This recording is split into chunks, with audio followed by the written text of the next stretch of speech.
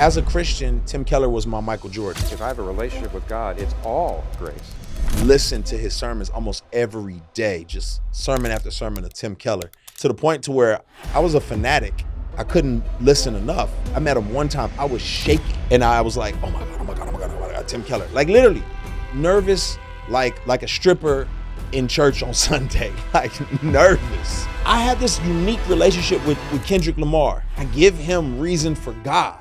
And he's like, I'm reading through it on this flight right now. Kendrick Lamar's reading Tim Keller. That's how influential he was in my life. Fast forward, unarmed black people are being killed. And it messed me up, man. It messed me up. It messed me up as a Christian. It messed me up as a black man. It messed me up. During this time period, I stopped listening to Keller. I stopped listening to any theologian who was of European descent. And here's what happened, y'all. I catch wind of some of the things Keller has been saying during this time period. What I'll say is this. This is The Deep End with Lecrae. I was on the brink of divorce, making money, but still didn't understand how to build wealth. Especially I was empty and nobody around me knew. Because success is really easy to hide behind. You know, from the outside, everything looked like it was working, but then behind the scenes, I was stuck. But let me tell you, what stuck actually looks like is when you keep having the same conversations in your relationships and nothing really changes. When you make money, but it disappears just as fast as it comes. It's when you feel disconnected spiritually, but you don't know how to get back. It's when you tell yourself this year is gonna be different, but it ends up looking the same. Now that's not failure, but what it is drift. And drift is dangerous because your life can look fine while slowly losing direction. And that's where I was. And what I had to learn was more effort wasn't fixing it, because effort wasn't a problem. I was living on autopilot. Something in me had to change. That change started when I used my network to gain access to a community of experts, financial leaders, spiritual leaders, therapists, and counselors who showed me what I couldn't see. These people helped me rethink money, rebuild my marriage, and reconnect my faith to real life. So here's what this is. Reconstruct You, the space where I'm giving you access to these leaders and their guidance. The people inside this community are called architects, because rebuilding your life takes design. Inside, we walk through a process called framework, a simple, practical way to rebuild your faith, your relationships, your money, your purpose. This isn't something you just watch. It's something you walk through with me, and side by side with people who are serious about changing. So if your life feels like it's moving but not growing, this is your moment. You can keep drifting or you can rebuild. Click the link, step inside, start building your life on purpose. And a year from now, let's see what we got.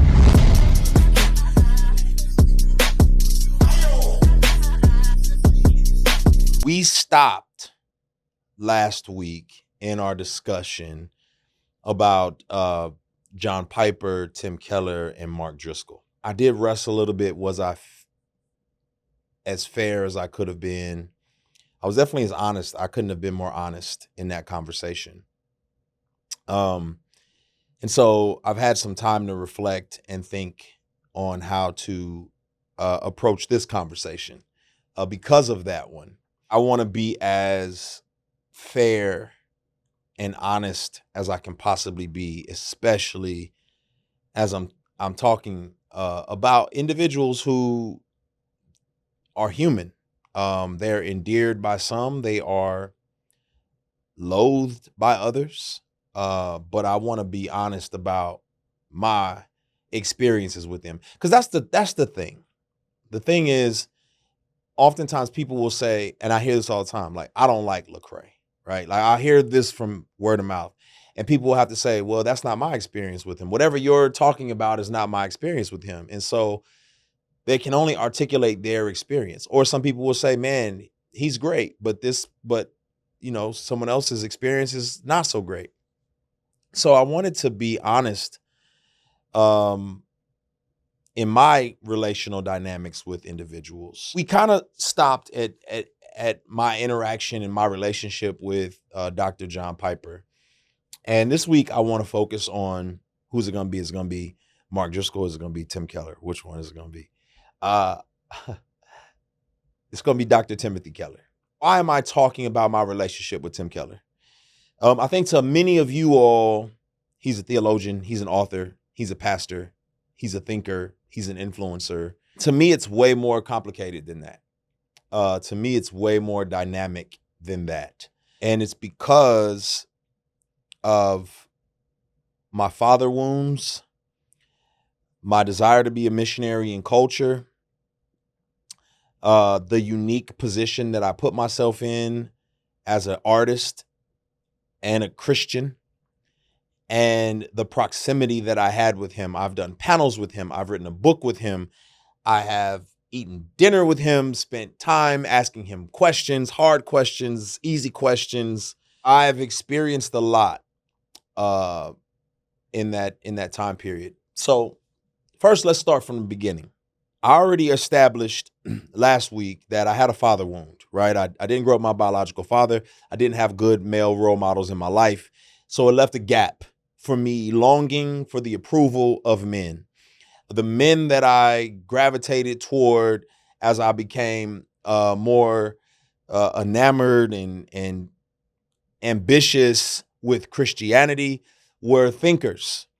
The first book I read as a Christian was More Than a Carpenter by Josh McDowell, because I was like, if this is real, let me see, so I needed to understand who this God was and really understand what his perspective was. First book I got as a, to put me on some theological train tracks was J.I. Packer's Knowing God. Got me into Desiring God by John Piper. And I had a good friend named Miguel. Miguel was a graduate of Reformed Theological Seminary, and he's from the Bronx, New York. So there was this combination, this juxtaposition of high theology and then also a combination of hip hop and coming from an urban context. And so Miguel and I shared this love of hip hop music, of culture, and of theology. Now, when Miguel and I met, he was in all of the worlds, coming up, listening to Cross Movement, and, he's Puerto Rican. And so coming from the Bronx and just navigating all these different worlds, he ended up going to Reformed Theological Seminary. He spent some time studying under the late R.C. Sproul. And so he had this unique dynamic. And I remember myself and Trip Lee were just like really encouraged at his presence and his desire to just connect. He ended up becoming a part or working at Reach on our nonprofit side. So when you see the 13 Letters project that we put out, when you see just our Man Up curriculum, like Miguel was behind all of that, helping us to write the curriculum. He was the theologian of the group, so to speak. Now, when we initially met, Miguel's a hardcore Reformed guy, covenant theologian, and I kind of gave some articulation of what the difference between dispensations and covenants were in the last episode. We didn't necessarily see eye to eye theologically, but we appreciated each other, but Miguel would allow me to wrestle, push back and ask questions, and he would give me books and recommend sermons and recommend books. Miguel, began to send me these sermons, email me these sermons. And then he began to give me these CD sermons and these emailed scripts. And he gave me a sermon by Timothy Keller. This is right around the time of, my goodness, this is so long ago. I want to say this is like around the time of After the Music Stops, if I'm not mistaken. I am listening to this Timothy Keller sermon, and he's speaking my heart language. At this point in time, I've never been on a mission trip, right? Like I hadn't been on a mission trip, and I was burdened to go. I was passionate about going on a mission trip, and Tim Keller was saying in this particular sermon that what it means to be a missionary and the context of missionaries and understanding what a missionary is. And I was blown away. I couldn't articulate what he was saying in the same way he said it, but it hit me because he was saying that we need to be trained to be missionaries, not trained to be pastors, right? A lot of times when you learn the Bible, you're taught to be a pastor. The pastor's like teaching you what he knows instead of teaching you how what he knows can help you be effective in wherever realm of the world you are. And man, I was blown away. So now I got John Piper, I got Tim Keller in my ear. You put them together and a song called Send Me comes out, So if you listen to Send Me on After the Music Stops, you'll hear a lot of Keller, a lot of Piper. Missions exist because worship doesn't. And, just the whole concept of being a missionary. Fast forward, I just kept consuming his sermons because it was like food for me. We moved to Memphis and I just would listen to his sermons almost every day, just sermon after sermon of Tim Keller, to the point to where it was like I was a fanatic. I couldn't listen enough. Now, why did I love what he was writing? A lot of people love him because he was intellectual, he was Reformed or Presbyterian, whatever. I don't know.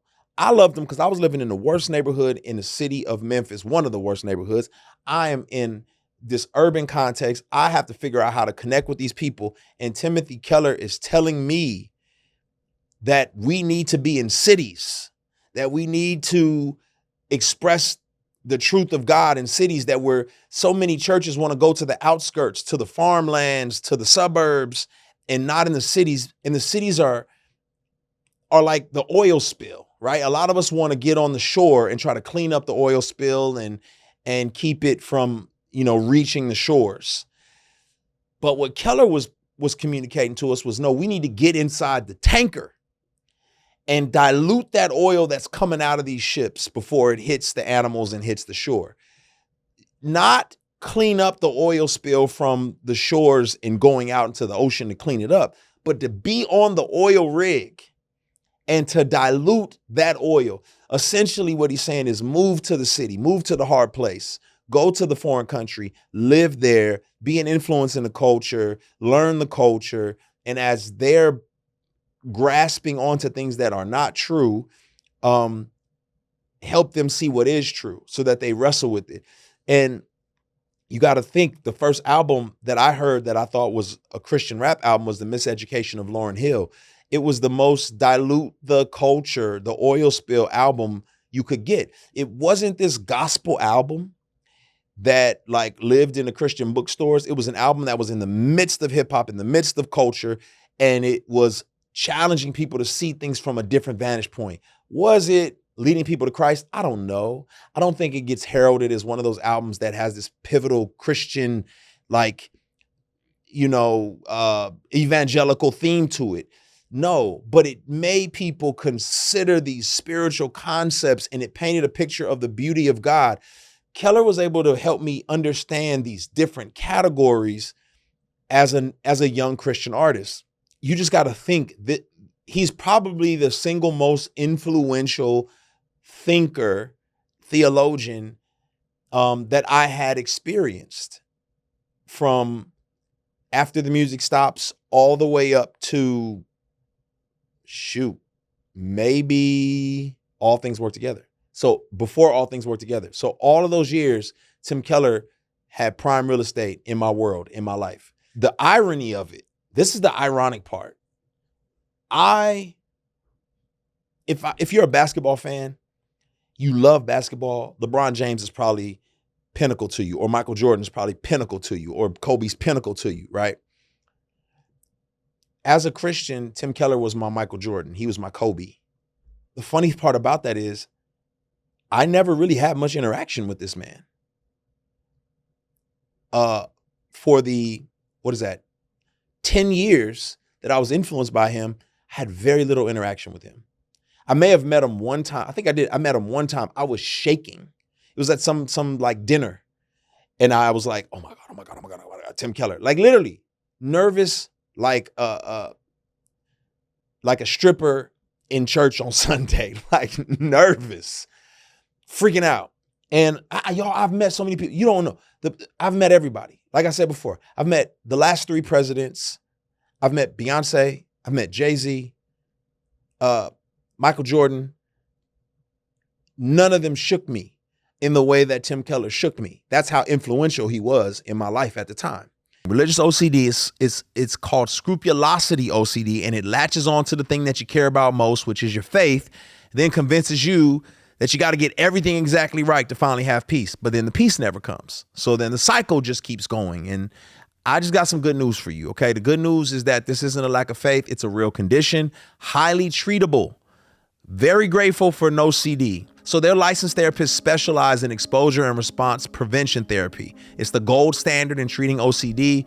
They understand that these intrusive thoughts do not define you, and they'll help you work through them while honoring your faith. So if any of this sounds familiar, I don't want you to keep carrying it alone. Go to nocd.com, book a free 15-minute call. nocd.com, book a free 15-minute call. Tell them I sent you. The irony is I'm learning from him. If you listen to Church Clothes, Volume 1 on misconceptions, I said, pick up The Reasons for God by Timothy Keller and read it. Hip hop was literally picking up The Reason for God by Timothy Keller and reading the book because I said it. This mixtape that I put out crashed Dat Piff's website, like a hip hop website. People from all over the world are downloading this mixtape, listening to a song, and I'm getting emails and messages online saying, I picked up this book. I had this unique relationship with Kendrick Lamar. Me and Kendrick are talking. I'm like, bro, I give him Reason for God. And he's like, I'm reading through it on this flight right now. Like, Kendrick Lamar's reading Tim Keller. And that's what I'm saying. Like, that's how influential he was in my life. Now, you fast forward. It's 2016, maybe. Unarmed Black people are being killed. Now, first of all, this has been happening for centuries. It's not new. It's just being videoed. And we're seeing it. We're traumatizing ourselves by watching this interaction take place. And it messed me up, man. It messed me up. It messed me up as a Christian. It messed me up as a Black man. It messed me up as somebody who was raised by an activist. It messed me up. Now, a lot of people think I just immediately got political and I decided like, oh, well, let me just become a leftist, a Marxist, an ethnic preacher, ethnic gospel, ethnic Marxist, or whatever the terminology that I was called. That's not the case. The case is, y'all, I grew up in lower working class Black communities. I went to some of the most hood schools for the first half of my life. These people that were being killed were cousins to me. You know, like these were like neighbors. I wasn't seeing them as criminals and thugs and gangsters. And like, you got to remember, as a 10-year-old, I'm walking the line in the prison to go visit family members. Folks see criminality. I see cousins and uncles. So there's a different connection. You also have to consider the fact that the Black community is very communal. Minorities in general are just communal. So I'm processing all of this and it bothered me. Now, I'm not saying it is the responsibility of every pastor to address my concerns. It's not what I'm saying. Because people want me to address their concerns all the time. People are saying, hey, Lecrae, why don't you talk about the whales? Or why don't you talk about Colombia or Venezuela, whatever. You know, listen, it is not my responsibility to have something to say about everything that's going on in society or in the world. But at that time, it deeply disturbed me that the pastors and theologians that I was very interested in were not vocal about what I was seeing in society, right? It bothered me greatly. You know, and I'm not talking about Tim Keller or John Piper specifically, but there were plenty other guys that I followed that weren't saying a word. And I was like, yo, what the heck is going on? So I was very discouraged. And then another apologist that I, really looked up to went on a tirade and slandered me for caring and posting about Mike Brown and I went to the memorial for Mike Brown. What kind of Christian? This is what I didn't understand. What kind of Christian is mad at another Christian for going to the memorial of someone who was killed? Right? Like, what is that? That's crazy. So me being at the memorial signaled to people I'm a leftist and a Marxist. And not that I mourn and I grieve the loss of life, especially the loss of life from a disenfranchised community, especially loss of life from someone from my cultural context. It'd be like me being Japanese and some Japanese kid was killed and I wanted to go pay homage, right? And so people were frustrated at me for being there. They were mad if they called me a traitor, all these different things. And I was slandered. And y'all, in this time period, I got bitter. I got angry. I began to push away from God.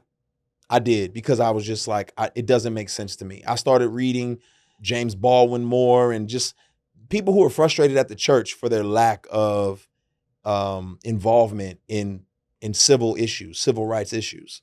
So what does that have to do with Tim Keller? Well, during this time period, I stopped listening to Keller.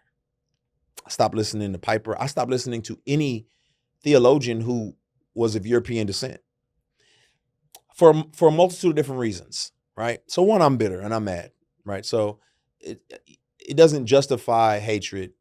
But for two, I don't want to, I'm scared of myself. I'm scared that I will unknowingly become a mascot for evangelicalism and an echo chamber for people who don't care about me. In the Black community, that's called being an Uncle Tom.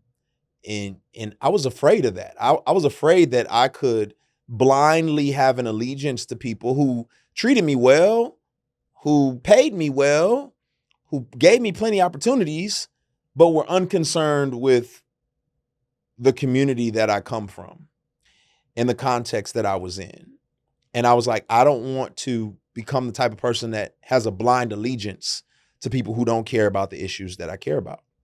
And it benefited me to turn a blind eye to the social issues and just say, well, I'm just going to focus on this. So as people say, just focus on the gospel. There are implications and applications of the gospel that should impact our culture, but that's a whole nother story. So I didn't want to be seen as that. And it's tone deaf in a time period where Black Christians, especially Black Christians who are in evangelical spaces, are hurt by the lack of care, concern, and voice of our white brothers and sisters. It'd be tone deaf for me to repost the Tim Keller quote, right? It'd be like, what are you doing? Now, to my detriment as well, I'll be honest. There was a fear of man as well. I don't want to be seen as a sellout. I don't want to be a sellout, but I don't want to be seen as a sellout. So what if Tim Keller says something that's absolutely true, but I don't want to post it because I don't want people to think I'm a sellout? So I'm wrestling with that as well. So this is all the conundrum of the things that I'm processing in this time period. So I have no idea what Keller's saying, what he's doing, none of that, because I'm not paying attention anymore. My arms are folded. I took my ball and I went home. I began to punt the faith. I went through what people will call a deconstruction, disorientation, however you want to articulate it. I call it a disorientation because I was disoriented. And I wasn't paying attention. And here's what happened, y'all. As God began to draw himself toward me or draw me toward himself during this time period, I was only listening to, because I was ashamed of myself. I was ashamed of how many Black theologians I didn't know, how many authors I hadn't read. You know, I was ashamed that I didn't know who Francis Grimke was, that I had never read The Miseducation of the Negro, but I had read Calvin's Institutes. I had to grow in those particular areas, and I had to rebalance and read some works from some Christians who had been through what I've been through, some African-American Christians. Now, as I'm coming back around, as the Lord is growing me, I catch wind of some of the things Keller has been saying during this time period, and that he was vocal, and that he took a stand, and that he was involved, and that he said things that rubbed people on the political right the wrong way. And I was like, what? I didn't know he said these. I didn't know well, of course he had something to say. He works in cities which are full of diverse populations. He's not placating to one side or the other. He is aligning himself with the truth. Oh my goodness, there's a third way, the way of the truth. There is people who choose an empire, the right empire or the left empire, and people who choose the kingdom, which is the middle road. Now, if you choose the kingdom, there are going to be things that you do that are going to seem like you're aligning with the right. And there's going to be things that seem like you're aligning with the left. You're caring for some conservative values. You know, the idea of men and women being married. And that's what a marriage is, according to the scriptures. That's a conservative value that people say, oh, you align with the right. The care of unborn children and saying, no, their lives matter. Okay, you're caring about right issues. But then you care about the poor. You care about the downtrodden, the disenfranchised. You care about communities that are not getting justice. Well, those are leftist issues. But really, both of them are biblical issues. And I began to see like Dr. Keller's voice in this middle realm. Now, to be fair, he's coming from a cultural context. He doesn't see everything clearly. He does not have the monopoly on truth. But I will say, of all the reformed thinkers that I came into contact with, this man was one of the most genuine and concerned and trying to process it clearly of all that I had been exposed to. I was so blown away. I was extremely grateful for him during that time period. Extremely grateful for his voice. I wasn't reposting him. I wasn't retweeting him because I still had some trauma I was processing and working through. But I was following. I was tracking. And I didn't realize that he was being scrutinized, that his own, conservative evangelical reform community like had problems with him and would say he was a compromiser. And I was like, wow, what he's saying is brilliant. And as the years went on and I got healthier and I started feeling more comfortable, we began to cross paths. And we did a panel discussion together. And after the panel discussion, I got to just talk with him. And I won't reveal all that he said, but what I'll say is this. He was a wise man because he calculated what needed to be said that was helpful versus what needed to be said that, what's a better way to articulate this? There were views he had that he felt like this would cause more harm than good. This is a little more trivial. I'm just using this as an example. It's a trivial example, but I'm gonna use it. For him to say, which I'm not saying he said this, I'm just saying it's an example. For him to say, I don't fully agree with a lot of these reform thinkers, but I agree with them more than I don't. For him to say that will cause more harm than good in a particular time, in a particular context. So he was like, I'm not saying that. It's not helpful in this particular environment or this. And I began to see more of his perspective in his heart. And I was like, this man is so wise. He started giving me frameworks, y'all. A framework for how to be an artist, a framework for how to approach art and culture. And I just began to tap in and I began to listen and I began to take his recommendations and take the courses and the classes that he would recommend. And I began to devour a lot of his teachings and writings. And it was one of the best articulated perspectives that I had for how I was seeing the world from an intellectual perspective. Y'all, I personally believe he will go down in history as one of the great Western Christian thinkers. In the way we see a C.S. Lewis, I believe we'll see a Tim Keller in the grand scheme of things. I think he was that brilliant. He was that wise. He was navigating things so well. And it's not just because I got time with him. As we got more time together, I was invited to be a part of a writing camp with him and to co-write a book with him and some other authors. And that time was magnificent because it was concentrated time with him to just sit there and wrestle and process and him letting his hair down a little bit and just being casual and articulate some things. And I was also in a healthier place where I did not want to impress this man. If he would have caught me younger, more like, oh my God, in awe, I would have just wanted to impress him. I would have said the right things. But he caught me after I've been through some junk. And I didn't care about impressing Tim Keller. I cared about, hey, bro, this is where I'm at. What you got for me? This is what I'm struggling with. What you got for me? And I would say he was kind. And I would say, you know, he made statements and stood up in ways that a lot of other people I don't think would have, that were costly. Now, does that mean he's perfect? Absolutely not. He's still a white male in New York City preaching to people who are probably very financially well off. But I saw him invest in pastors in the Bronx. Shout out to Pastor Demas, in Harlem and so on and so forth. So I saw him say, hey, you can go where I can't go. So let me invest in your church and invest in what you got going on. But yes, he had a cultural advantage that he could, but he could have just turned a blind eye and said, listen, not my problem, not my issue, and I'm moving forward. I've seen him invest in people.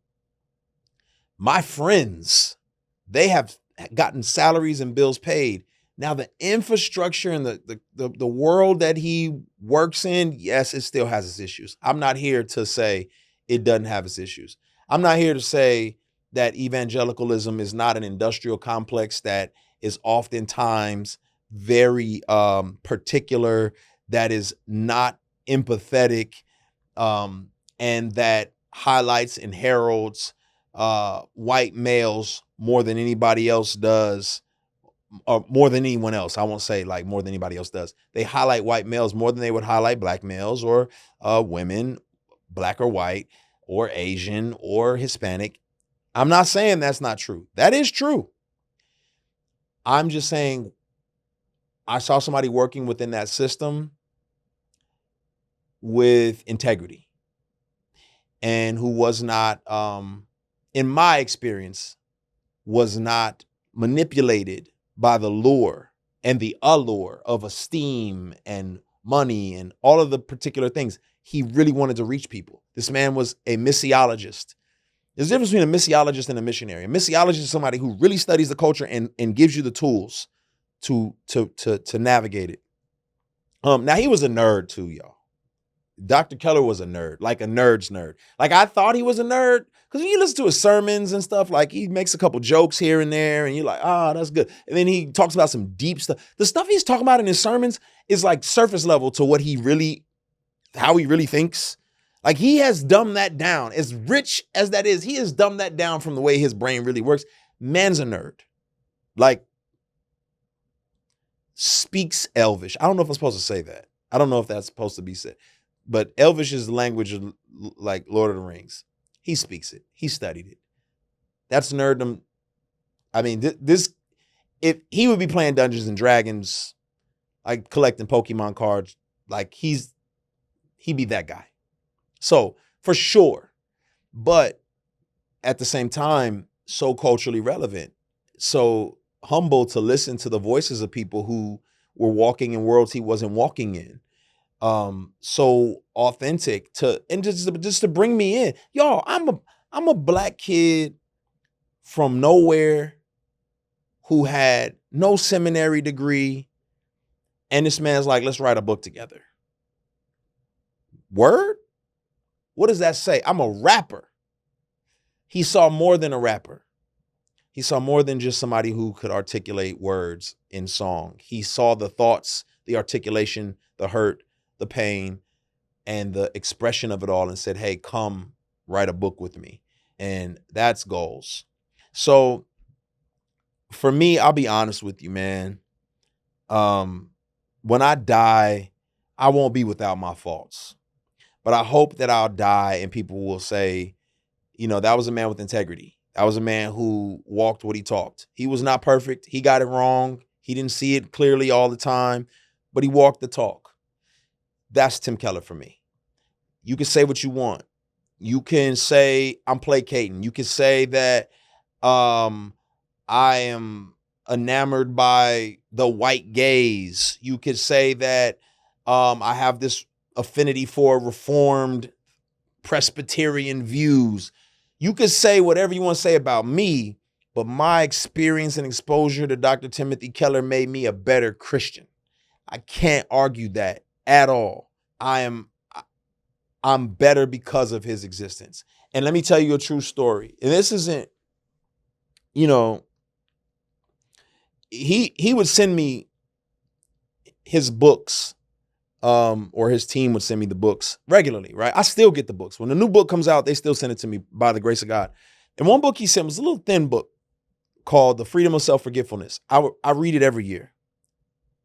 I give it to every artist that I sign. I make my kids read it because I think it's one of the single most important books you can read as a believer. The Freedom of Self-Forgetfulness. You know, you hear the quote, humility is not thinking less of yourself, it's thinking of yourself less. Like, that is the premise of the book. But it's important as an artist. Like, that's why KB and I had the conversation we had where we talked about humility and not trying to be superstars. Like, people will assume I'm motive and assume I'm trying to be famous and all these things and want. I would rather be affirmed by pastors and theologians than by celebrities any day. But that's not here or there. The point is that that book was like the foundational training wheels for us to operate in humility. The other thing I'll say is this: the darkest time of my life, you know, I'm going through it, man. This is as I'm trying to turn the corner, struggling with really bad depression and anxiety, like super, super bad. I had to stop making music. I had just got invited to do a panel discussion with Charlemagne the God, and I believe it was like TD Jakes and somebody else. It may have been like Taraji P. Henson or something like that. I can't remember who it was. It was big. And I had to turn it down because I just wasn't right. I was struggling. I was like, I gotta get out of here, right? So my wife and I, we take a trip. We had a friend of ours graciously said, y'all can use our condo in Mexico, and y'all can go out there and just get some time so I can recalibrate and heal. So I'm packing up. I did the worst thing you could possibly do, right? Because I wasn't able to sleep. And, you know, I would sleep like 2 hours a night and just pop up. You know, my anxiety was just killing me. And so I said, well, maybe if I stay up for 24 hours, I'll be so sleepy. If you wrestle with anxiety or depression or mental health, like, definitely do not, your brain needs sleep for it to heal. So I stayed up 24 hours and I was a disaster. I'm having panic attacks on the plane. I'm having disassociation in the airport. Like, I'm having an out-of-body experience. It's the worst ever. Well, before I leave to go to Mexico, in the mail is a book from Dr. Timothy Keller, and it's Prodigal Prophet. I take this Prodigal Prophet book with me. It's a story of Jonah. And I take it with me to Mexico. And I get to Mexico and I get in my room. And the Prodigal Prophet is obviously, it's about Jonah and him being this prodigal prophet that God had to bring back to him, right? Like, he was like, I'm gonna do it my way. And God's like, come here, I'm doing it your way is gonna create problems for you. And that's essentially what was going on for me. Doing it my way was creating problems for me. So I'm out here in Mexico, I got the Prodigal Prophet, I get to our hotel room or the condo, and I'm reading Prodigal Prophet. And it's just talking about Jonah and how he was running from God and the whale swallowed him. And I'm just struggling. And I'm like, God, I'm doing so bad. I'm just struggling. I'm in tears. I'm having like ideations of unaliving myself. Like, it was bad, y'all. Bad. And I'm just like, yo, I am down bad right now. You know, I had been given some medication from a doctor to just like calm me down, and it wasn't even working. That's how bad it was. So I'm reading this book, and it was soothing me because it was like, hey, you know, Jonah was in the worst case. He was like, hey, just take my life. Like, I'm done. Imagine the mental state Jonah had to be in to say, just kill me. Just kill me. So I'm reading the book, and I'm like, God, please help me. And I look out the window to my right, and I see water shooting up out the ocean, just like a geyser coming out the ocean. And I'm like, oh, great. I'm going crazy. Now I'm going crazy. I'm seeing things. And as I'm sitting there reading this book about a prophet being swallowed by a whale, a giant fish, that geyser coming out of the water emerges, and it is a whale. And I look to my left, and sitting on the counter next to my Bible is a stuffed whale that was just in the condo. And I just broke down and cried, y'all. That book was a catalyst for changing the course of my life from that moment to this moment. You know, that was like almost 10 years ago. But that book is it's like a stone of remembrance for me. Like, I'll never not appreciate that book. One of the worst seasons of my life, it's the voice and the writing of Dr. Tim Keller that got me out of the dark place. So honestly, y'all, I have nothing negative to say for a man who transformed my entire life. I don't know your issues with him. Maybe you love him as much as I do. Maybe you've got issues. I don't know.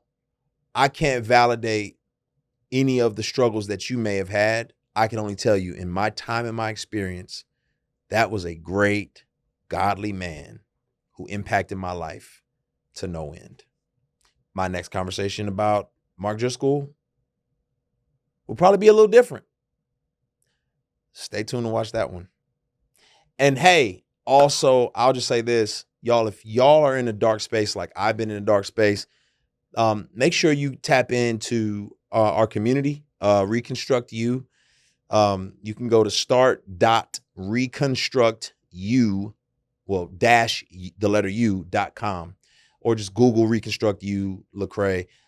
We want to reconstruct your faith, your marriage, your mindset. You may be stuck. You may be in a dark place.